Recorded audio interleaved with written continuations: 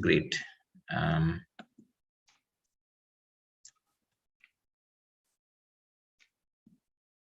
I think we are already live. Hello. Hi everyone. Good morning, good afternoon, and good evening to whichever part of the world you are from.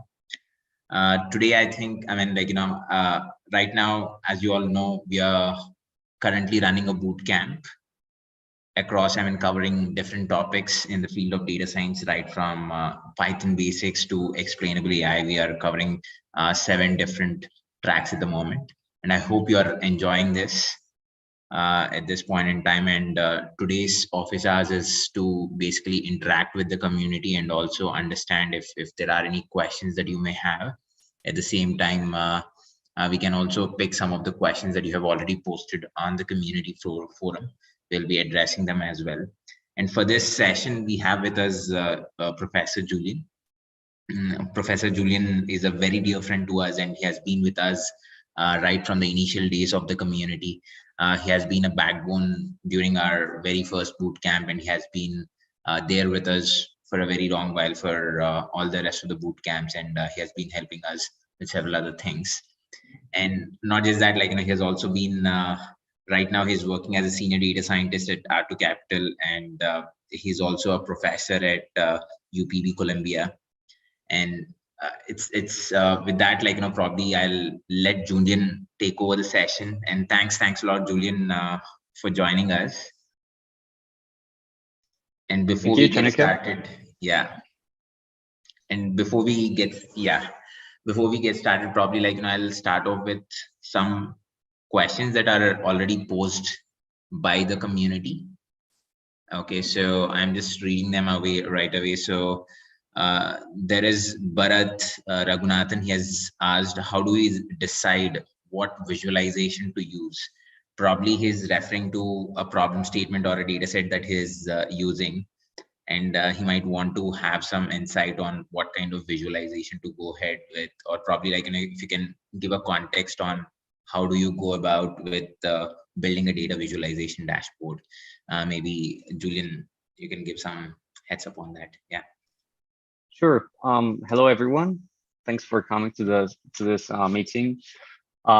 Yeah, so visualizing is key for data science, and that's a very good question because it actually depends on the nature of your data and what you want to have as an insight. So if you have dates, for example, and a couple of amounts, so let's say you are trying to visualize how a merchant is selling something, then you will be having dates and you will be having some amounts.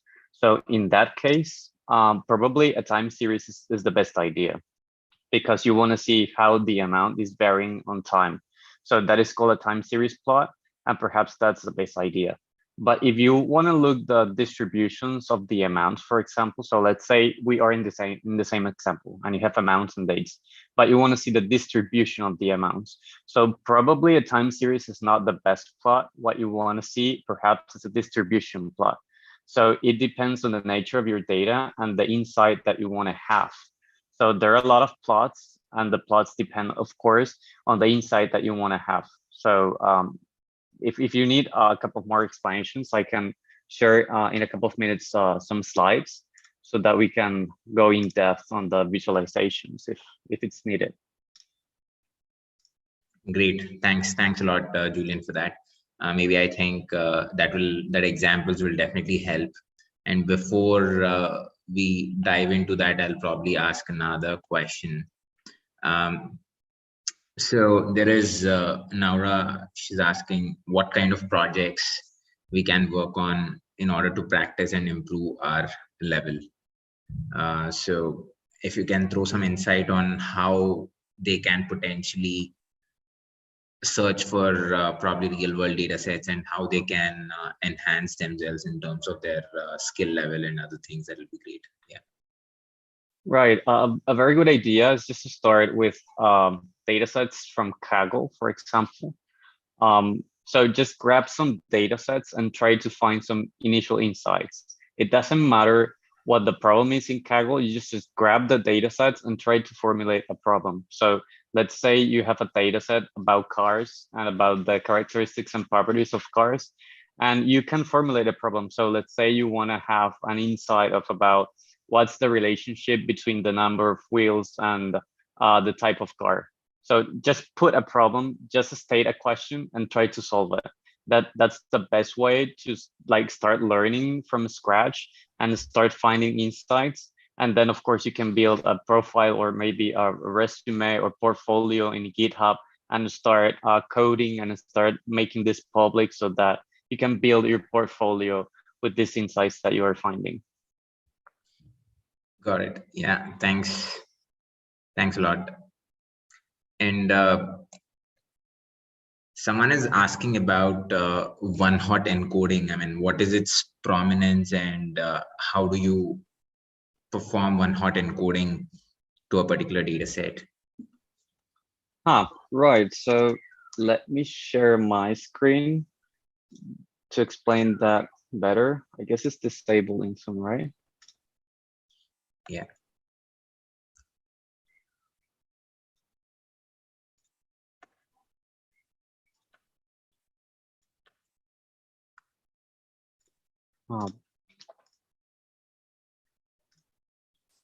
Right. So in the meanwhile, the idea on performing this type of encoding is because generally you have categorical data.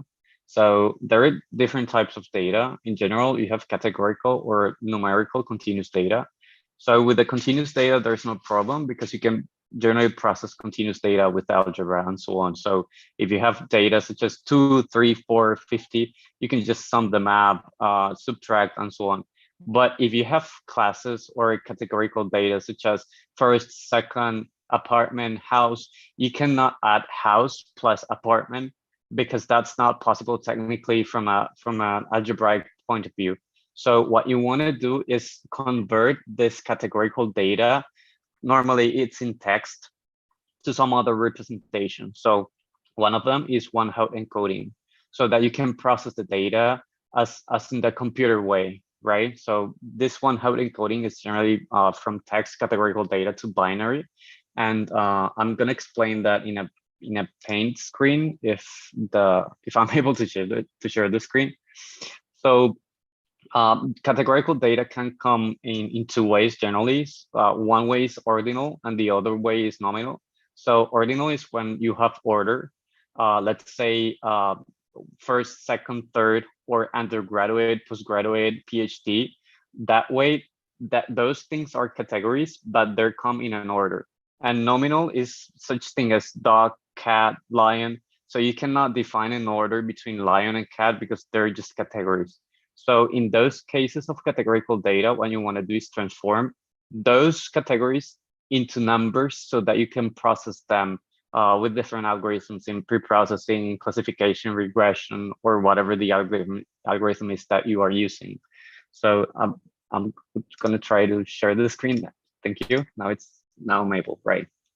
So let's say I'm just going to put here one column. So this is going to be a vector. Let's say you have just one category, and the category is just cat here, and then you have dog, and then you have cat again, and then you have cat again. So it's going to be very difficult for you to process this column because you cannot add cat plus dog plus cat in an algebraic point of view. So it's going to be very difficult. So what you want to do is transform this categorical variable. We are just seeing two categories, right? One is cat and the other is dog. And you want to transform this into numerical representations. So one way is just do one-hot encoding. So the way you do this is basically defining the categories. So I'm going to define one category, which is cat in one column, and the other category, which is dog in the other column. And basically, you want to put ones and zeros where cats and dogs are in your original data set. So in the first row, and I'm just going to trace a line here so that we can guide ourselves. So in the first row, you have cat. So in the final data set, in cat, I'm going to put a 1, and in dog, I'm going to put a 0 because I'm finding a cat. In the second row, there's a dog. So in dog, I'm going to put a 1, and in cat, I'm going to put a 0, and so on. I keep doing that until all the rows are related into the final data set. And this data set that is on the right this is going to be the data set, is the final data set in the one hot encoding representation. So you're just going to be finding ones and zeros. Whether the categorical is represented in the column, there's going to be a 1. And if not, it's going to be a 0 in all of the other categories. And this is numerical representation so that you can process this. Now you can add the first column to the second one because they're just numbers.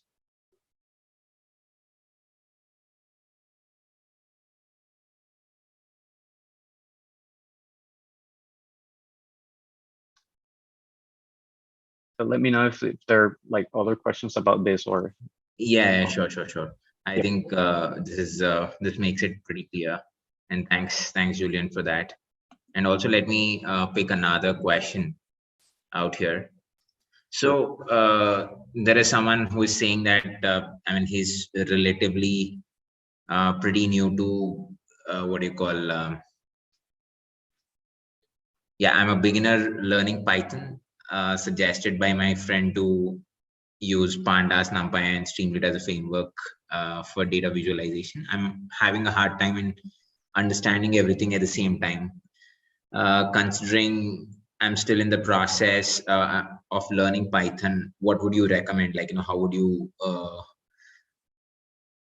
what would you recommend me to take the next steps as? Probably this is a very broad question, but if you can. Yeah, sure. Yeah. So you're gonna find a lot of resources on the internet about different things, Python, Pandas, like sklearn, TensorFlow, and so on. So the idea is not to get overwhelmed with all of those resources and take them one at a time. So the first thing you need to really enhance in your abilities is Python programming.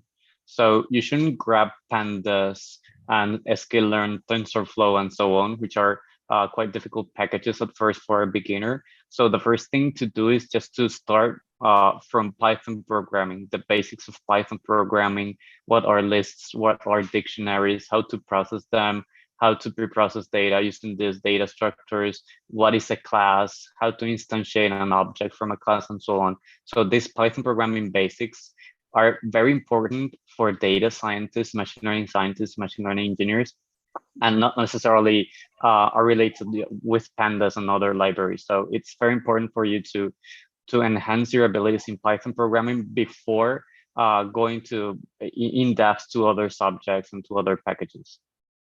Right, totally. And thanks for that. And again, I mean, this is something slightly off the grid, probably like on a NLP side of things, but probably I'll stick to the current scheme of things. And again, I mean, like what is the recommendation that you would give for someone? So basically, there is too much distraction with too many courses out there, right? There are free courses, there are paid courses. What would be your recommendation to a beginner who would want to get started in the field with limited knowledge in maths? Okay, if they have to get started in the field of data science, what would you recommend? Data science or data analytics per se? Right. So data science is the join of a lot of things. So there's computer science on one side, there is mathematics and statistics on the other, and there's software engineering. So I guess the most important ability to have is Python programming or R programming or whatever the language is, in this case Python, so that you can start programming and enhancing your ability on programming. Don't worry about maths and statistics. Data science is quite complex sometimes in those topics, but of course, in a practical point of view, you can do a lot of things without knowing in depth how to develop maths and statistical methods. So the most important thing I would say is programming at first for a beginner, just to start doing something from scratch. It's very important to start programming something, to start cleaning data somehow, to start pre-processing the data somehow. And don't worry about the models. You can just build models from scratch using simple libraries and packages in Python. So at first, for a beginner and even for an intermediate, maths and statistics are not needed in depth. So you can just go for it from a programming point of view using the packages that are available on Python.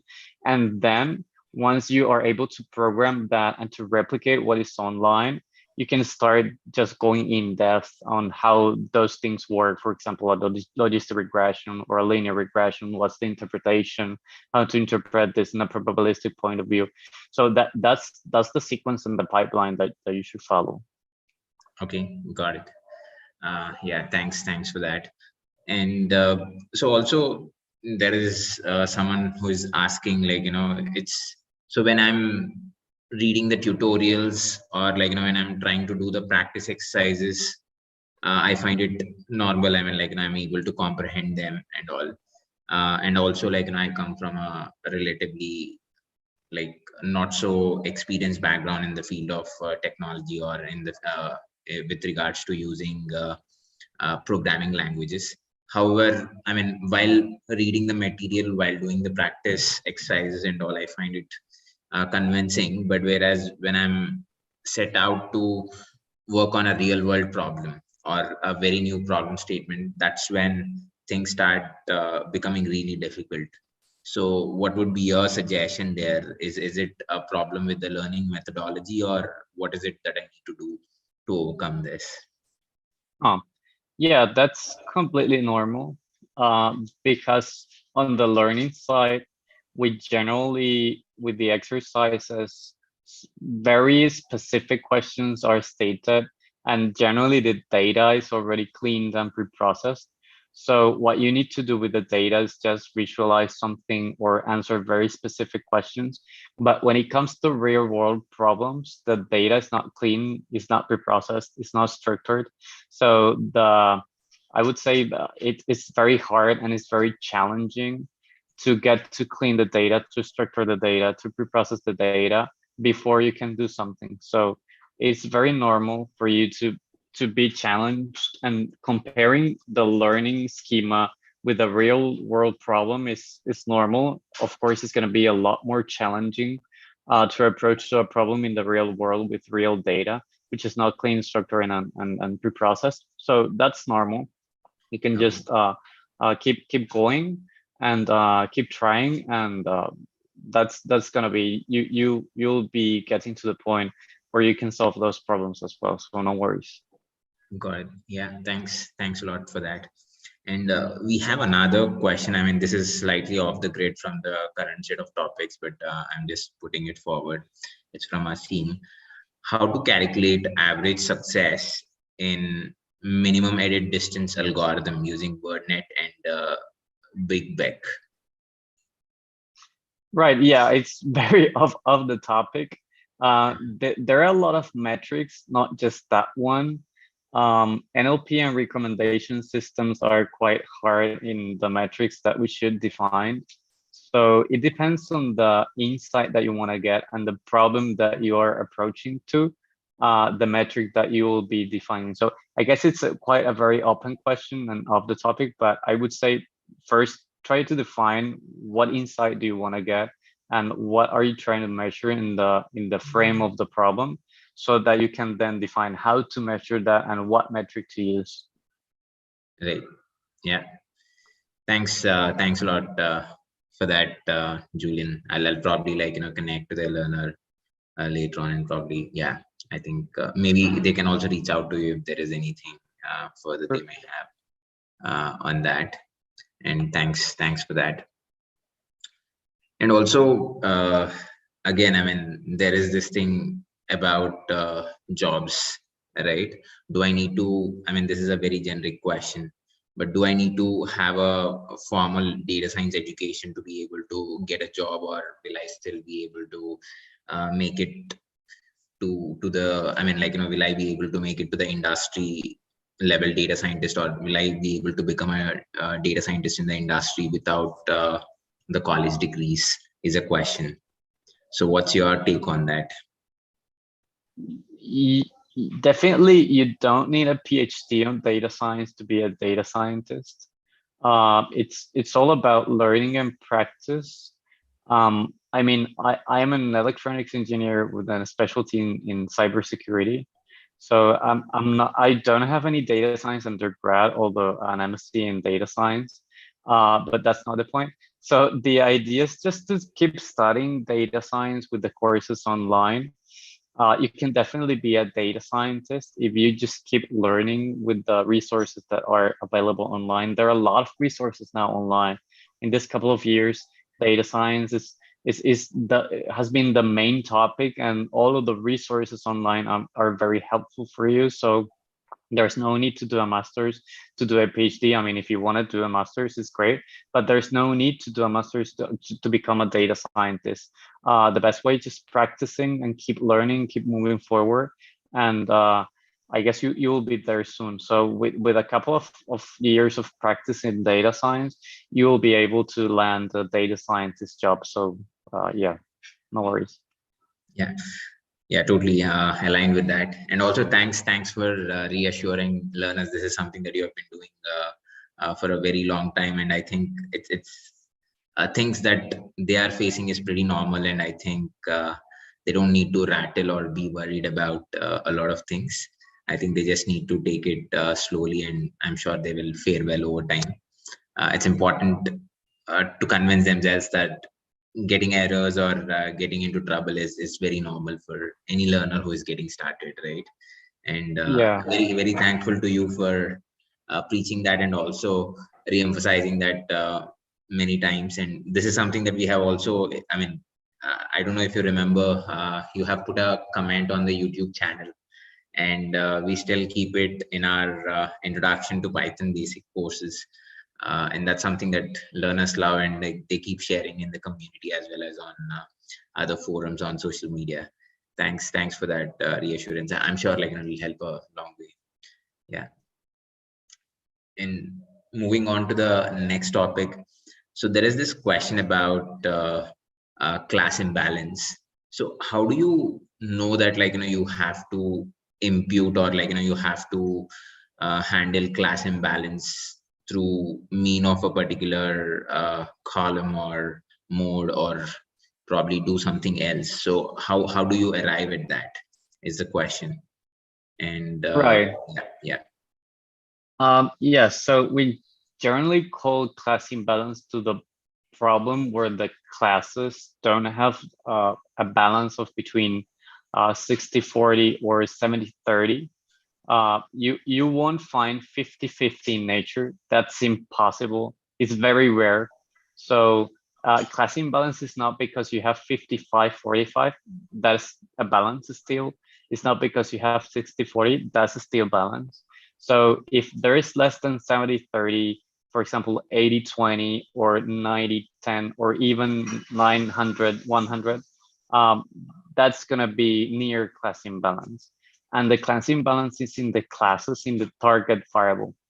So it's different if you have imbalance in the target variable, or you have imbalance in one of the categorical variables of the dependent variable. So those things are different. So if there is an imbalance in one of the features, perhaps what you want to do is just to go for an imputation, or even keep them as they are, because that's the nature of your data. So you don't want to change the distributions of your data, and perhaps that's going to be changing a lot of the results. If there's an imbalance on the target variable, then definitely you need to do something. So let's say the imbalance is around 90-10, which is a very common problem in biomedical engineering, because of course you don't have as many patients with no pathology as you have with some pathologies. So it's a common problem to have class imbalance. So there are many techniques to proceed when you have class imbalance. One of them is to go for SMOTE, for example. SMOTE is handling class imbalance using data techniques. So this is in the data side, in the pre-processing side before getting results, and other techniques such as defining different metrics.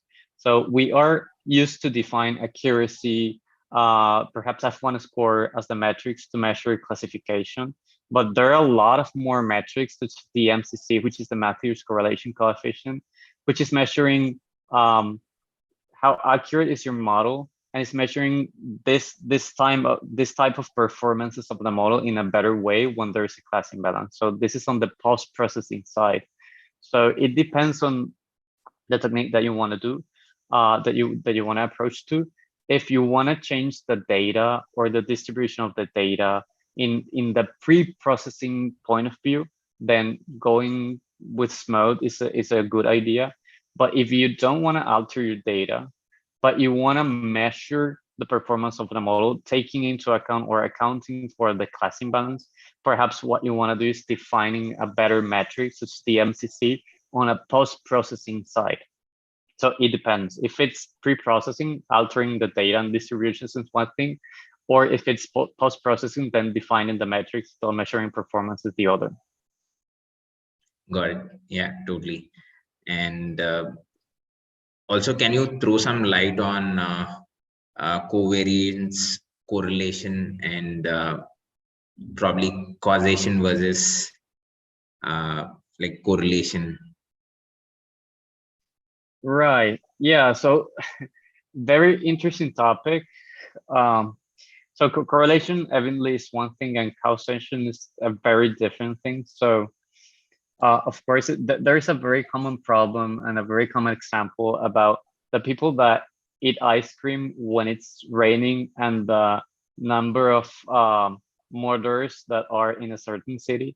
So you would say those things are correlated because we have seen in the past in some cities in the United States that those things are correlated.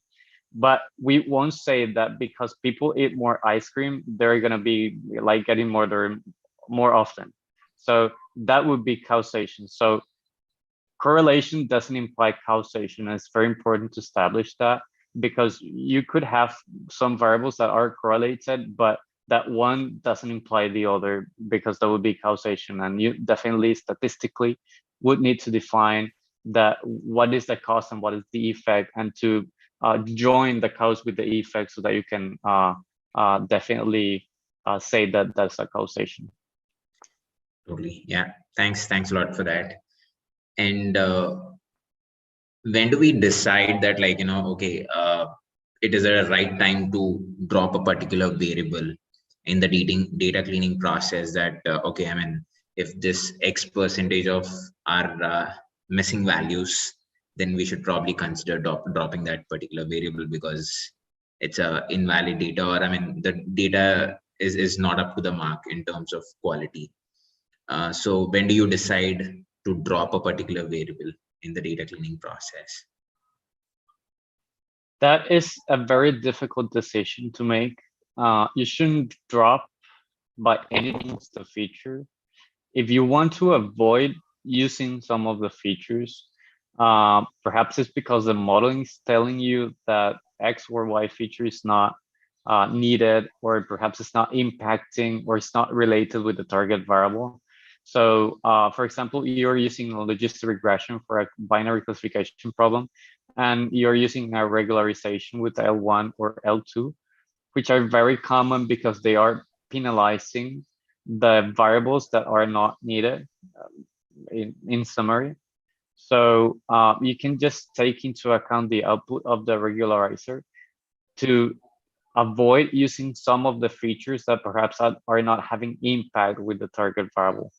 That would be the way of understanding and trying to see the evidence of the model that is telling you that this feature is not needed, because otherwise just dropping some features would be dangerous, because you don't know if they're going to be useful in the future because of the nature of your data. Right. Totally makes sense, and aligned with that. And also in terms of right now we are running this boot camp on particular topics on data analysis and visualization, right? So it is very specific to that. So again, I mean, what is the end outcome of this analysis or exploratory data analysis and visualization that learners do? What would that give rise to, or give lead to the model building process? How helpful is it? And what are the, I mean, whatever observations we take from these two processes, where would we apply them exactly? Okay, so when you perform EDA or exploratory data analysis, the key idea is to define questions. So you never go for an EDA without any question, because then you will be blind against what you can find. So the best idea is, before doing the EDA, just ask some questions that you want to solve, and then approach to the EDA and see if you can solve those questions with the data that you have. If you can, you will be finding some very interesting insights that definitely are going to be helpful for the modeling. If you don't state any questions before approaching to the EDA, then you definitely will be blind against what insight you can find, and you will be totally lost on the EDA. So that's not the approach. The approach is, before stating questions, stating hypotheses, so that you can answer the questions with the EDA and prove, of course, if the hypotheses are correct, or you can reject them somehow. That's the correct path to follow. Yeah, totally. Thanks for that. And yeah, and the next question is basically, so if again, I mean, this is more about null values, right? So how do we know whether a particular value is a missing value, genuinely missed during the data collection process, or it is truly a null value where there is no value about it? How do we know that in the first place? Sometimes you cannot. It's difficult. Again, this is kind of causation. So just to see that the missing value and give the missing value a cost, it's difficult. Sometimes you're not going to be able to do that. So what you need to do is just to handle the missing value somehow. So there are different techniques to handle missing values. The first one is just to keep the missing value there and do nothing. That's actually a treatment. Is the treatment number one. And it's a very effective treatment at first, because you don't want to alter the data and the distributions of your data. So let's say you are analyzing in finance, again, the time series of how a merchant is selling, and you have a missing value on yesterday. There's no value yesterday of how the merchant was selling. If you replace that value with a 0, definitely the data is going to be altered, because that would mean that a merchant was selling 0 yesterday. And that's wrong, because you don't know. If you don't replace the value and you operate them one against each other, of course you cannot operate a missing value and sum them up with a 5 or a 4. So that's also a problem. So definitely you need to know which technique to apply in that case. Perhaps what you want to do is just to impute your data using a regression model, and just grab the data before yesterday and today and just calculate the average and put that value into yesterday's data. I don't know. It depends on the nature of your data, the insight that you want to have, and how in-depth is going to be the impact on your data and your analysis. If replacing that with 0 is going to give you a completely different result and it's going to alter your distribution, you don't want to do that. But if you keep the missing value and you cannot operate the data with the missing value because you are sum them up, then perhaps you want to impute the missing value somehow. So that totally depends on the nature of your data and the question that you want to solve. Yeah, totally. Yeah, thanks for adding that insight. And yeah, the next thing is, so for a non-mathematician, are there any recommendations that you have to get started with linear algebra and basic statistics? Yeah, and then probably, like, you know, it's because the learner feels that these are quote, I mean, like, you know, these are fundamentals which can help them in a long run, but you can add some insight on this, and also maybe if you have some intuitive resources, we can share it with them. Yeah, okay. So definitely maths and statistics are important for a data scientist in order to understand regression, classification, and supervised learning methods. So if you really want to go for it, maths and statistics, the first thing you need to know is linear algebra. Operations between matrices and vectors is very important. How these operations are executed, how to operate a matrix let's say, sum a matrix A with a matrix B, how to subtract them, how to transform the matrices, how to calculate determinants, and so on. That's a very important thing to know before approaching to any of the regression classification methods. So if you want to learn a little bit more about that, I can share some resources in a couple of minutes. So definitely the regression analysis is based on matrices and vectors. So as simple as a linear regression with n number of variables, the solution of the linear regression implies some mathematics and some matrix operations. So definitely it's important to know about maths if you want to go for it and you want to learn how to operate and how the results are obtained from a linear regression or a classification method. So I would start by learning linear algebra, specifically matrices and vectors and how to operate them, how the optimization is done. So for example, how to find the maximum value using the derivatives and equaling that to 0 and then trying to find the value. Those things are very important in the optimization point of view. Yeah, totally. Yeah. Thanks a lot. And we have another question wherein the learner is asking what is the difference between function and methods. Yeah, that depends on the language, actually. So function methods are depending on the languages. Let's say Python, Java, MATLAB, they all call them differently. So you can find in Python that the function is the one that is defined by Python previously, like predefined, and a method is the one that you are defining, or is the one defined by the user. But if you go to Java, then everything's going to be called as a method. If you go to MATLAB, then even function and methods aren't used. There are other type of concepts used in MATLAB. So it depends on the language. So I guess you're referring to Python. So again, function is the one that is predefined by Python, such as the max, the mean, and so on.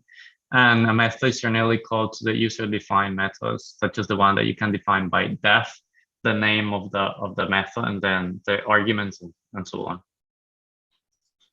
And also, is it important to learn how to implement the raw form of a function, or I mean, like, when it comes to, this is in reference to working in the industry, how important is it to know the raw form of a function versus directly plug and play using of a function from a library?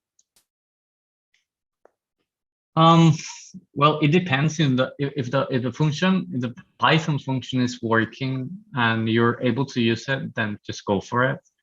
If you need to customize the function somehow, then perhaps defining a method is the best idea.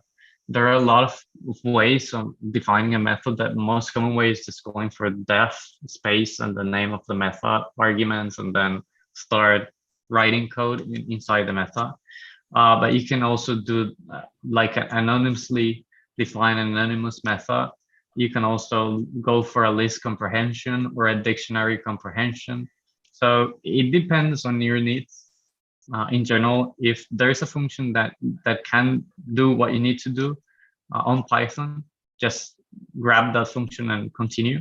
If there's no function, or you just need to customize the function somehow, define your own method. Got it, totally.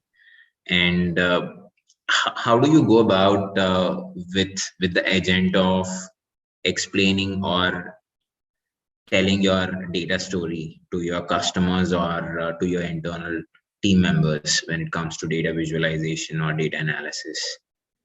What are the best practices you follow? Yeah. Well, that's a very broad question. So that's from the data storytelling point of view.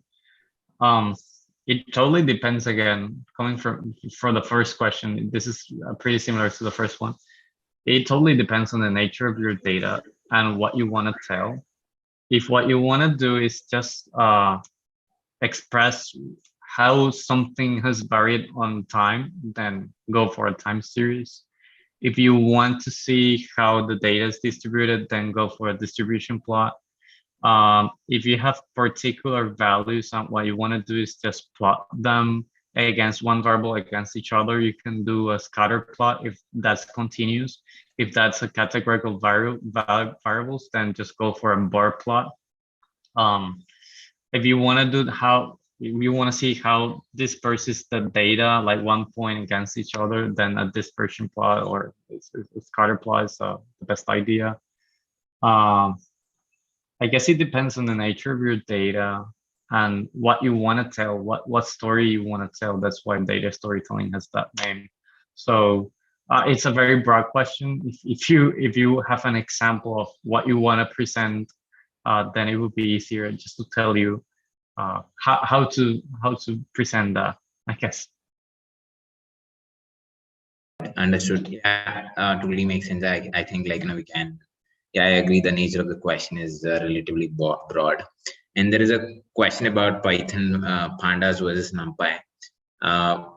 Pandas seems relatively easy to learn, whereas NumPy is slightly overwhelming. That being said, I don't see a direct use case or don't see it using it rigorously in classic machine learning approach. Where do you think it is highly useful? Right. So NumPy, I would say, is very useful. Perhaps it's more useful than Pandas actually in data science. So I have been trying to implement a lot of methods without using Pandas. And definitely the package that you need is NumPy. So because of the linear algebra operations that you can perform using NumPy. So if you go, for example, to a dimensionality reduction problem, you definitely need NumPy to perform all those decompositions in eigenvectors and eigenvalues and so on. If you go for a linear regression problem, you will definitely need NumPy just to solve the closed form equation from a linear regression and to have the values that you need, the coefficients and the parameters for the linear regression. If you go for a classification problem, let's say a logistic regression, definitely the logistic function or the sigmoid function needs to be operated using NumPy because it's the best way. I would say is optimized in a way that you can effectively perform operations in an optimized way in time and space.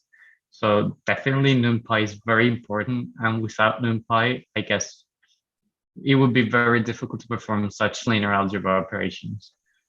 Yeah, thanks for that, and also for all of them out there, I think so some of the terminologies might be new. There is nothing to be overwhelmed, be it dimensionality reduction or other things. Is that what Julian is referring to is the next steps in the data science process, and we will get to that very soon. And also you can also refer the other material. Yeah, that's some context there. And yeah, probably Julian, maybe if you want to add some context on dimensionality reduction so that maybe it'll help learners a bit more. Maybe if you want to add some context there, so that it makes it very clear. Yeah. Sure. Sorry for the example. There were just example, but in that sense, dimensionality reduction is just one of many techniques in the framework of unsupervised learning, where you don't have any text and what you want to find is groups, or what you want to do is reduce your data somehow. So let's say you have grabbed data coming from 400 sensors. So definitely process that data is going to be difficult because you will be processing 400 dimensions. So if you want to be cautious and optimize your processing, perhaps you would like to reduce the number of dimensions of your data, coming from 400 to perhaps 2 dimensions, so that you can plot them on the plane.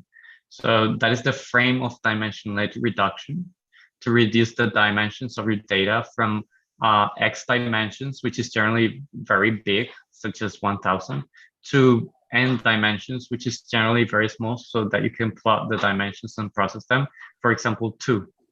So that dimensionality reduction is very important and commonly used on NLP problems, on digital image processing problems. Probably you have heard about PCA, which is principal component analysis, one of the algorithms that is currently used for dimensionality reduction. so that you can perform this task, coming from a very big space of features, such as 1,000, to a very small space of features, such as 2, so that you can plot them on a plane. Yeah, thanks. Thanks a lot for that, Julian, and thanks for adding more context to it. And I think, like, we will probably wait for a couple of minutes to see if there are any other questions. I think we are pretty much done with the questions. Also, I think we're also close to ending the session as well.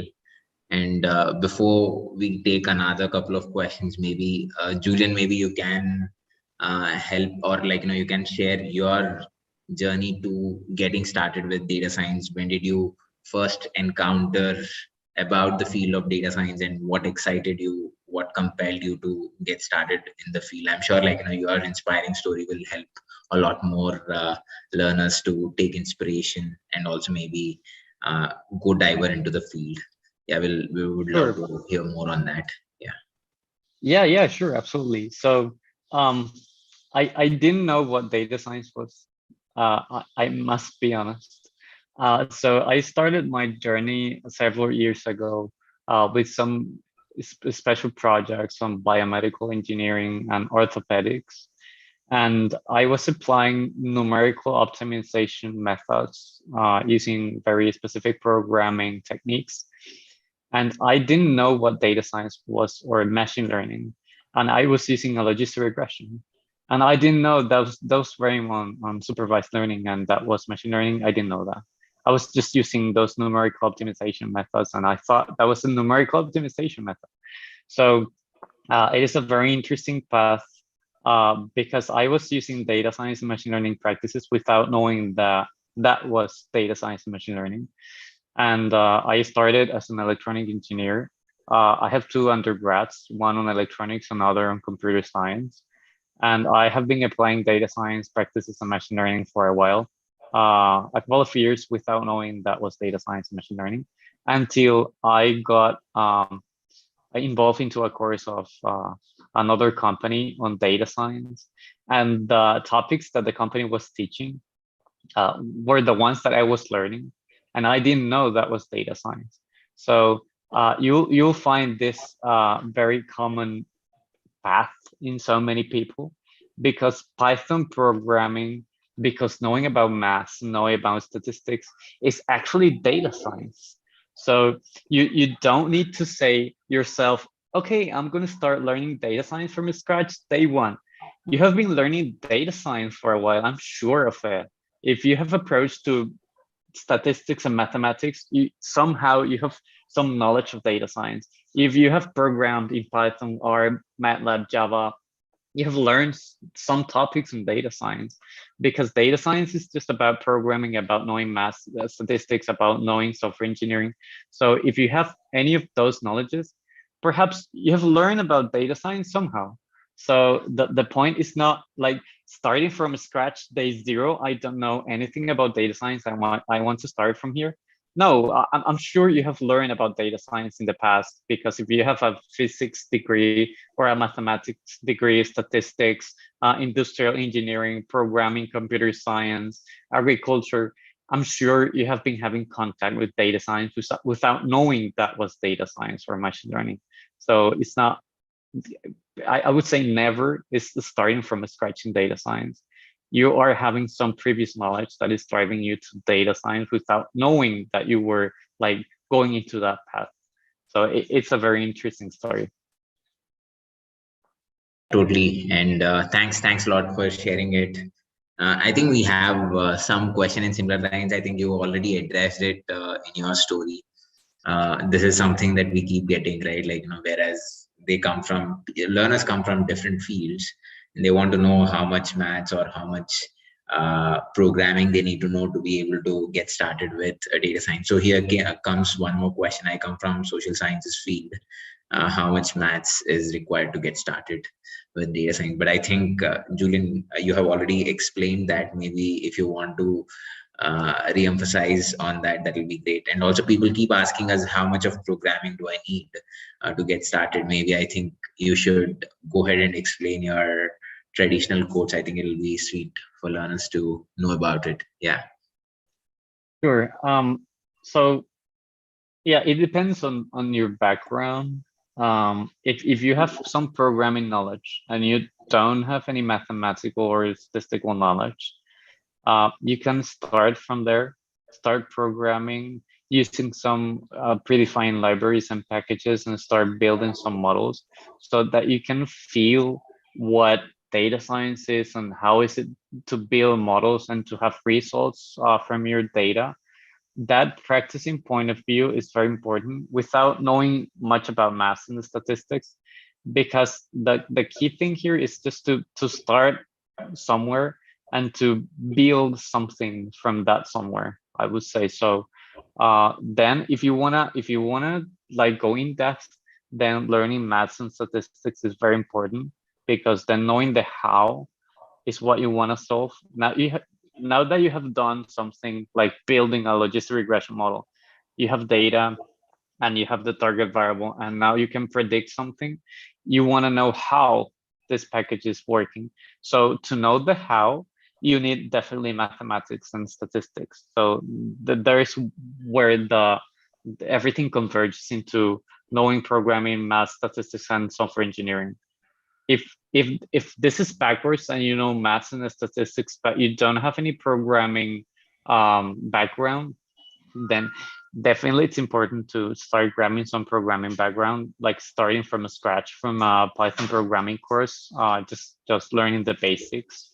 And this mathematics and statistical background is definitely going to be very helpful, because I'm sure you gotta know what a logistic regression is from a theoretical point of view. So you don't need to program a logistic regression to know what logistic regression is. You can just make some exercises using maths and statistics from a theoretical point of view to see how this works. And then start knowing how to program in Python so that you can program the logistic regression. So either if you know maths and don't know programming works, if you know programming and don't know maths works as well. If you don't know maths and don't know programming, then I would say the first thing to know is programming. So you perhaps want to start learning Python programming, the basics. Learning Python programming is definitely the path for data science. I mean, not Python programming, programming in general, like logic and algorithmics theory and practice. But we generally mention Python because I guess it's the most impactful language nowadays for data science, and it's the most common, the one that you're going to be finding a lot of resources in the internet. So I guess it's one of the best to approach to, but you can also go for R programming if you don't like Python. That's also a good path. Thanks a lot, Julian. Thank you for that insightful suggestions. I'm sure it'll help our learners. And I think for that, I mean, we are pretty much done with the office hours for today. Thanks a lot for taking time out to help address the questions. I'm sure it would be helpful for many more learners out there, and for those who are attending the rest of the boot camps. We have another live session tomorrow. I think most of you are asking doubts through the Google form that we have shared. You can feel free to put down your questions there, and we'll be happy to address them in the tomorrow session. And once again, thank you, Julian. Thanks a ton for making time and spending time with us and the community. Thanks a ton for everything. Thank you. Yeah, and have My a great pleasure, Shanigya. day. Yeah. Thank you very much. Bye.